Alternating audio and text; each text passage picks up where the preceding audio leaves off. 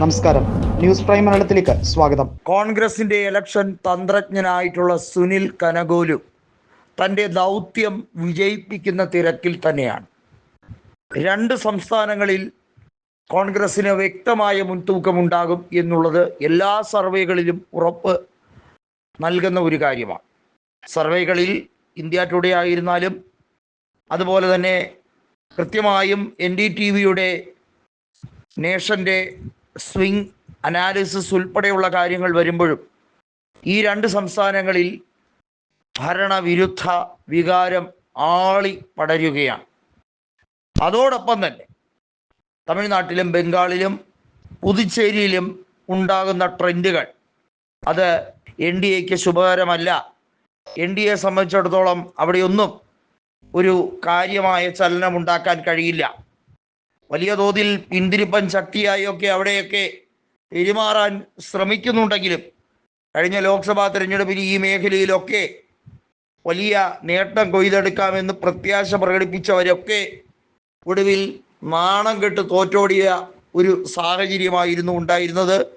അതിൻ്റെ ഒരു പുനരാവർത്തനം വീണ്ടും 2026 ഉണ്ടാകും എന്ന വ്യക്തമായ ഒരു അനാലിസിസാണ് വരുന്നത്. കനകോലു 2 കാര്യങ്ങളാണ് കോൺഗ്രസ് നേതൃത്വത്തിന് നിർദ്ദേശം കൊടുത്തിരിക്കുന്നത്. ഒന്നെന്ന് പറയുന്ന ടീം ലീഡർഷിപ്പുമായി ബന്ധപ്പെട്ട കാര്യമാണ്. നമുക്കറിയാം, ഹരിയാനയിൽ ഉൾപ്പെടെ രാജസ്ഥാനിലായിരുന്നാലും പല സംസ്ഥാനങ്ങളും കപ്പിനും ചുണ്ടിനുമിടയിൽ വോട്ട് ഷെയറിൻ്റെ കാര്യത്തിൽ നേരിയ വ്യത്യാസം മാത്രം BJPയുമായി ഉണ്ടായി. എന്നാൽ സീറ്റുകളിൽ അന്തരമുണ്ടായി. അവിടെയൊക്കെ ഭരണം നഷ്ടപ്പെടുമ്പോൾ അവിടെ ക്യാപ്റ്റന്മാർ തമ്മിലുള്ള അടിയാണ്. ഒരു ടീമിൽ ക്യാപ്റ്റനും വൈസ് ക്യാപ്റ്റനും ഉണ്ടാവുക സ്വാഭാവികം.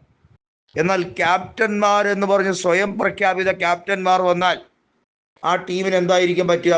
ദുർഗതിയായിരിക്കും, അധോഗതിയായിരിക്കും. അതാണ് പലപ്പോഴും പലയിടത്തും സംഭവിക്കുന്നത്. ഭരണവിരുദ്ധത ഇല്ലെങ്കിൽ കൂടിയും, അതല്ല അവിടുത്തെ ജനങ്ങൾ കോൺഗ്രസിനെ വെറുക്കുന്നില്ലെങ്കിൽ കൂടിയും അവിടുത്തെ വോട്ടിംഗ് പാറ്റേണിൽ കോൺഗ്രസിന് പ്രതികൂലമാകുന്ന ചില ഘടകങ്ങളുണ്ട്. കോൺഗ്രസിൻ്റെ വോട്ട് ഷെയർ ഒരുപക്ഷെ BJPയേക്കാൾ കുറവൊന്നുമല്ലായിരിക്കും.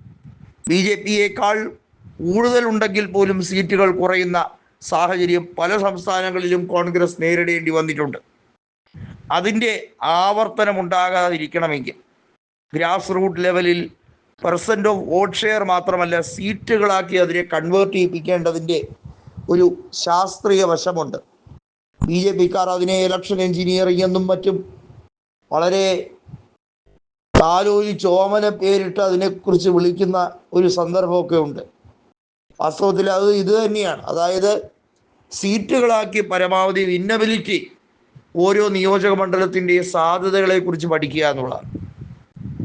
വെസ്റ്റ് ബംഗാളിൽ 294 സീറ്റുണ്ടെങ്കിൽ, തമിഴ്നാട്ടിൽ 234 ഉണ്ടെങ്കിൽ, കേരളത്തിൽ 140 എങ്കിൽ, അസാമിൽ 126 എങ്കിൽ, ഈ സീറ്റുകളിൽ ഓരോ സീറ്റിനെയും വളരെ വ്യക്തമായി ഡിസക്ട് ചെയ്ത് പഠിച്ച് അവിടുത്തെ വിന്നബിലിറ്റി ചാൻസുകൾ നോക്കുക. അല്ലാതെ മൊത്തം എത്ര വോട്ട് ഷെയർ പെട്ടിയിലേക്ക് വീഴും എന്നതിനെക്കുറിച്ചല്ല ഭരണമാറ്റം ഇരിക്കുന്നത്. അതാണ് ഇവിടെ കോൺഗ്രസ്സിന് കനകോലു കൊടുക്കുന്ന നമ്പർ 1 അഡ്വൈസ്.